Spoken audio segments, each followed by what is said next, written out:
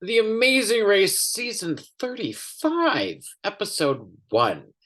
Um First time back post pandemic when they can do full Amazing Race stuff again. Um at least for now, although that season's probably finished filming, so I'm sure it's all good. Um Although, who knows if any of those contestants are ever going to come down with COVID and have to leave the race anyway. Because it's everywhere.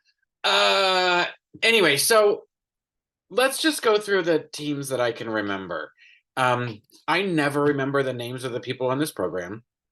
So and much like they just get nicknamed, and that's the best we're ever gonna do. Because it's too hard, and especially at this point, there's too many of them. I'm not gonna remember your names. I'm just gonna remember your sort of what you look like and kind of what kind of people you seem to be. The husband and wife who introduced themselves, and she's like, "I just want to have fun," and he's like, "Fun is winning." I'm sorry. He's like, "Fun is winning." Uh, I can't see that going without some sort of turmoil between the two of them. Um, she seems like she may be a little controlled by him. He doesn't seem like he's enough fun. But then, as the episode went on, I think I've softened about them. But their introduction was cringe. Um, the the two black brothers that are both in tech were so sweet. They're so cute and they're so sweet. I always looked up to him as a little brother and or as an older brother and a little brother, and like now we see each other as peers, and they seem like super cohesive and super fun. Um, there's sisters who started out saying we're gonna fight. I was like, okay, well, you're gonna fight and you're gonna lose. Um, I don't know why the father daughter teams always seem to be Asian, but that's in the mix again. The deaf dad with the cute son. I don't know how this is gonna work. Um, so much of this race is verbal communication.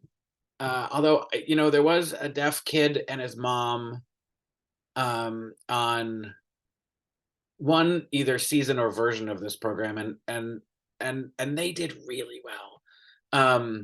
So we'll see how it goes. I just they both have so much heart, and the dad's so excited. I hope they do well. um it is, I mean, as unfortunate as it is to say, that is definitely a disadvantage in this race, but not one that can't be overcome. So God bless them for doing it, and I hope they do really well, because they're adorable together. Um, the gay fiancés not adorable together at all. I mean, even from the very first intro, it was like, I'm uptight, he's not, and I don't like really like that. I don't know. Well, we complement each other.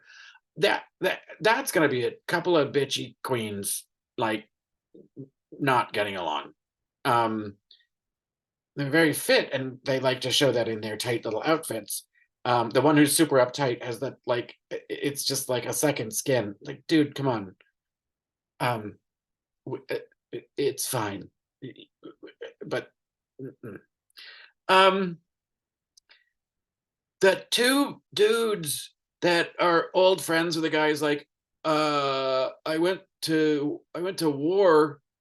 I left my wife to go to war and be with him, and now on our anniversary I'm leaving my wife to be with him. And like, how cute is that kind of, like, bro friendship? I'm not a super fan of the facial hair, but they look like they're gonna have a good time, even if they're not doing well. uh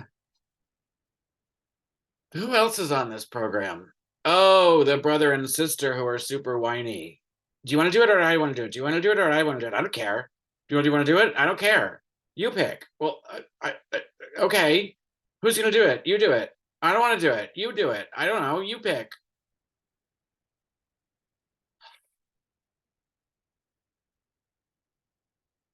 Annoying. the mother-daughter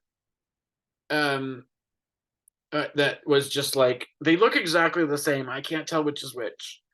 Um, and uh, like they're fiery, but again, it's another like, if you don't fucking figure out your communication and decision making skills, you're going to fucking fail. That's what this whole game comes down to: how well you communicate, how well you do under pressure, and how well you communicate under pressure, and how well you decision make under pressure. Like the whole thing is a giant, you know, uh, what is it called? A keg? No, it's not a bottle keg. A pressure cooker, and it like you have to be able to survive under pressure and survive well, and not you know fucking go at each other. You're supposed to solve the problems together. That's, this was a theme in Survivor as well with one of the contestants. It's like how well you can overcome the problems in front of you is really your whole job in life and at work and wherever you're, like in every situation. Things are going to get thrown at you that you're going to have to figure out how to solve, fix, overcome, get past. And your ability to do that relies on your ability to uh, think clearly uh, under duress. And boy, a lot of these people don't seem to be able to do that. And then there's those two hot brothers that are both military guys who are way too touchy. One of them is just, it seems all right, but the other one, like, did you see the caressing of the arm? At one point he had his arm, had his hand, his arm through the other guy's arm. Like the one brother just seems really physically attached and attracted to the other one, and it's really kind of creepy. They're quite fit, and they they were estranged for a while, and now they're best friends, and they're both ex-military, and so I feel like they're probably going to do well, but like I just feel like they're going to start making out at any minute, and it's creepy. um I mean, kind of hot but creepy. And who else is on this program? I don't know. Oh, there's the Asian couple that work together. um that seems like a disaster. Like you need part time apart from each other. That's no good. But maybe they know how to um, communicate and navigate that stuff under pressure better than others because they work together all the time. I don't know. Maybe that'll be to their advantage. I 100% cannot remember who came in first uh, on this episode. That's not a good sign. Um, I do know who came in last. But I have to say, the very like I thought this show would be super fun to do for a long time. I'm past the age that I want to do this. Same with Survivor. I would have loved to have gone on Survivor in a different era, but you know what? I'm not going to be the old guy. And so the reasons I don't want to do The Amazing Race, well, I don't run.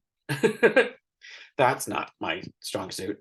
Um, I definitely afraid of heights. I can't really drive a stick very well. And the gross food challenges would totally make me vomit. Um, the one challenge when it was like, here, eat a pot of fondue. Fine. Give me the fondue and the beer. Great. I'm all in. But not so much with the bugs. And this episode had the heights and the bugs. Only that the bugs were a limited challenge to get the express pass. But that first challenge where they had to go across the ropes and across the courtyard I don't care if you're clipped in. Fuck me, I can't, no. Paralyzed with fear. I would be paralyzed with fear. I once made myself go bungee jumping. Oof. I asked them to push me off the thing, and they were like, "We're legally not allowed to do that." Even I was like taking 15 minutes trying to just let myself fall off this platform over a river. Like, the worst advice ever, though, was they said, "Don't look down," and it was like, nope. The only time I was able to just let myself fall down is when I looked down, and it was like I was just looking down to a river, and I lost all depth perception. If I was looking out too far, I could see how far down that. If you're just focusing on that thing right there, it didn't seem that far away. I was like, okay, I'll go down there. But every part of your body is being like, don't go that way. Don't go that way. You're not supposed to go that way. So I can't. The height thing would have freaked me the fuck out. So it was very impressive to see how many of them just shimmied right across. Um, and I do not understand how that word jumble was so difficult for people. City of Angels, you're in Los Angeles. It's 4 and 2. It's like there's only so many two-letter words that are going to be a joiner between. It's like of, and one of those first guys was like of, but then he couldn't fucking get it. That was really sad to see. I mean, Wheel of Fortune is a popular game show, and that's dumb people do that. Like how you can't. I don't know. That was sad. To see how long it took them to get that. But the cute nerdy couple from last year or whenever it was that one judged that. I loved them. That was a couple that communicated well under pressure and had fun. That's the key to this whole game. You have to make sure that you're having fun and not fall the fuck apart. Anyway. Well, I can't remember who came in first. It was a surprising uh uh um order of events of how people ended. But I do think the two that came in last deserved to. That was not. They were not going to go well. I'm maybe they're lovely people. He seemed kind of a lot to deal with. Um, I like people who make decisions, who have an opinion and can do things. I don't want to like, you know. I don't care. You pick. Mm-mm. That doesn't work in a situation like that. Especially when you're not actually being honest about it. When you do care who picks. Anyway, they won't be missed, whatever their names were. And we'll see what happens next week on yet another 90-minute episode. Writers and actors strike makes the reality shows fill the schedule. Did I stop it? I didn't stop it.